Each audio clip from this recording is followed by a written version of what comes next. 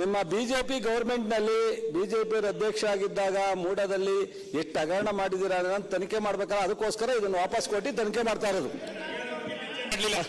ಆಯ್ತು. ಈಗ ಮತ್ತೊಂದು ಸುದ್ದಿ ನಡೀತಾ ಇರೋದು ಏನು ಅಂತ ಕೇಳಿದ್ರೆ, ಬುಕ್ ಇದೆ, ಇದಕ್ಕೆ ಸೀಮಿತಗೊಳಿಸಿ.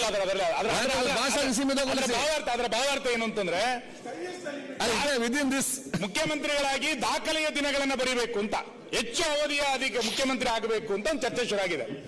ಆಯ್ತಾ, ಹೆಚ್ಚು ಬಜೆಟ್ಗಳನ್ನ ಮಂಡಿಸಿದ್ರು, ಹೆಚ್ಚು ಅವಧಿಯ ಮುಖ್ಯಮಂತ್ರಿ ಆಗಬೇಕು ಅಂತ ಒಂದು ಚರ್ಚೆ ಶುರುವಾಗಿದೆ. ನಮ್ದೇನು ತಕರಾರಿಲ್ಲ ಅದಕ್ಕೆ. ಅವ್ರ ಕೈ ತಿರ್ಬಿಡಿ.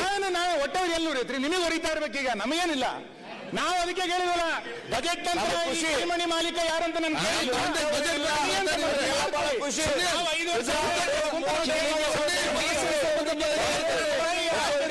ಮಣಿ ಮಾಲೀಕ